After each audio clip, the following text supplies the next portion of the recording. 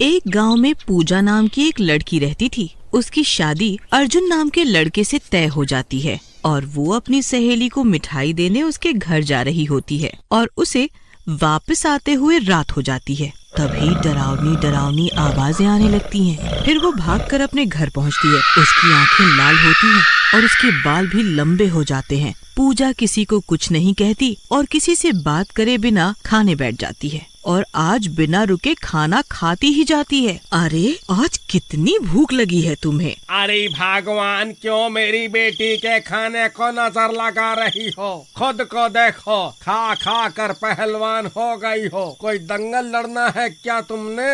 अजी क्या कहा आपने?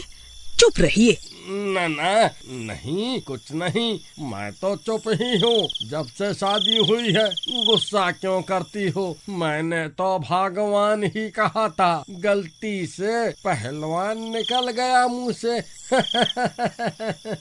फिर सब लोग सोने चले जाते हैं। फिर आधी रात होने पर पूजा सो रही होती है। तभी डरावनी डरावनी आवाजें आने लगती हैं, जिनको सुनकर पूजा डर कर उठ जाती है। उठ पूजा, उठ जा। अरे कौन है? कौन है? अरे ओ बेवकूफ लड़की, ऊपर देख, ऊपर। पूजा जैसे ही ऊपर देखती है तो एक चुड़ैल पंखे से लटकी होती है और पूजा को अपनी ओर बुला रही होती है। आओ पूजा, आओ, मेरे पास आ जाओ, आ जाओ, मेरे पास आ जाओ तुम। वो चुड़ैल बहुत डरावनी होती है। नहीं, आप कौन है? कौन है आप? माँ, माँ, माँ।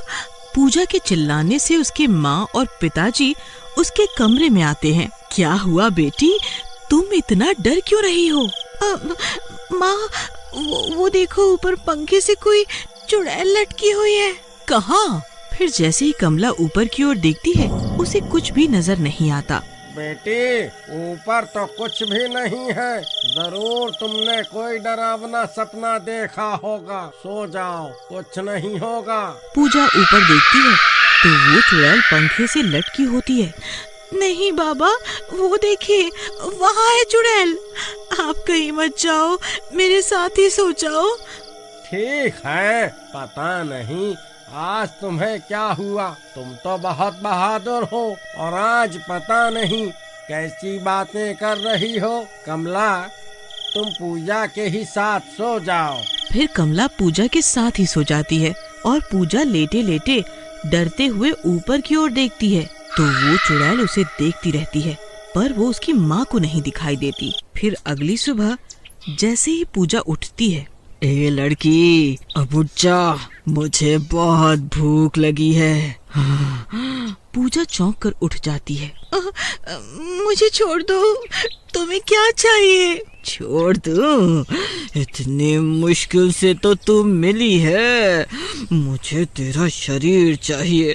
अब चल, ज्यादा नखरे मत दिखा, मुझे भूख लगी है। इतना बोलकर वो चुड़ैल पूजा के शरीर में प्रवेश कर जाती है और तभी पूजा के बाल लंबे और आंखें लाल हो जाती हैं। फिर वो रसोई में जाती है और अपनी माँ से कहती है, मुझे बहुत भूख लगी है, चल खाना दे।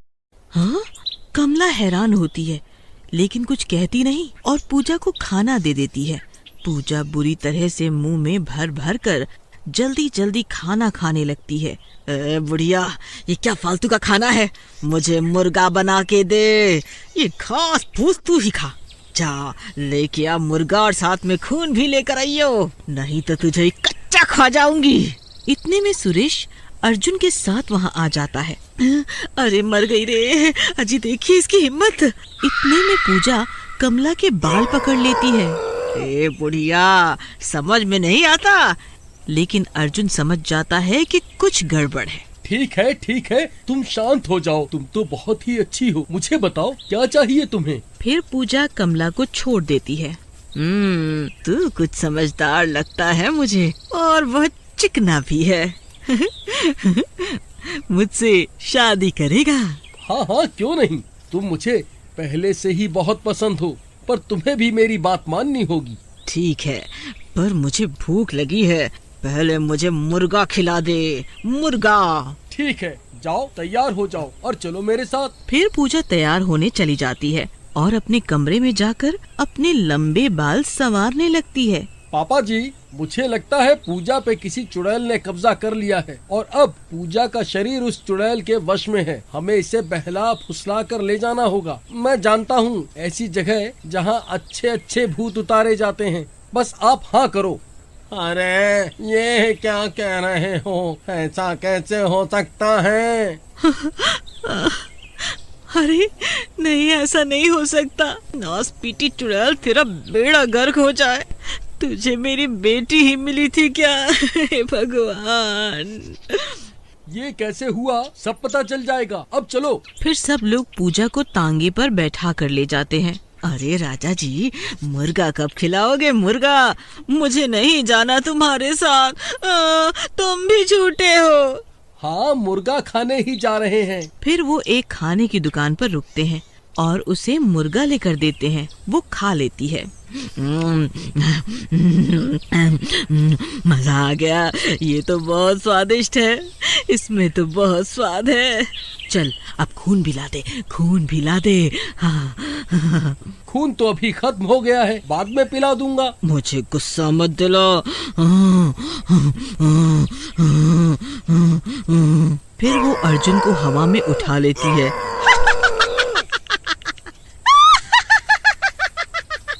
अरे प्रियतम, शादी से पहले ही विधवा होना चाहती हो क्या? अरे शादी कर लो, फिर दोनों सुहाग रात पे मिलकर पिएंगे ना खून। क्या शादी? झूठ तो नहीं बोल रहे? मेरे पहले पति की तरह उसने प्यार प्यार बोलकर मुझे धोखे से मार दिया था। नहीं नहीं, ठीक है, चलो अभी शादी करने चलते हैं। लो बेटी, लड्डू खाओ, मुंह मीठा करो इसी बात पे। फिर वो चुड़ैल जिसने पूजा के शरीर पे कब्जा किया होता है, शादी की बात सुनकर खुश हो जाती है और अर्जुन को छोड़ देती है और लड्डू खा लेती है। फिर उनके साथ चली जाती है। थोड़ी देर बाद पूजा बेहोश होने लगती है क्योंकि उस लड्डू में बेहोशी की दवा मिली होती है। फिर वो लोग जल्दी से पूजा को लेकर मंदिर चले जाते हैं।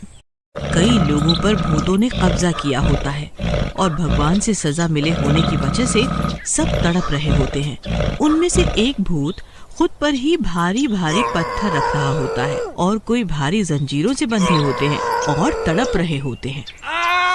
मर गया रे, हे बजरंग बली, मुझे माफ कर दो। हाय, छोड़ दो मुझे, मैं किसी को नहीं छोड़ूंगा। हाँ, छोड़ दो मुझे, मैं किसी को नहीं छोड़ूंगी, मैं किसी को नहीं छोड़ूंगी। अरे मर गई रे। ओ बुड़बक, ये कहाँ ले आया? यहाँ तो कितने सारे भूत अपनी मुंडी घुमा रहे हैं। यहाँ तो हम पर ही भूत न चढ़ जाए।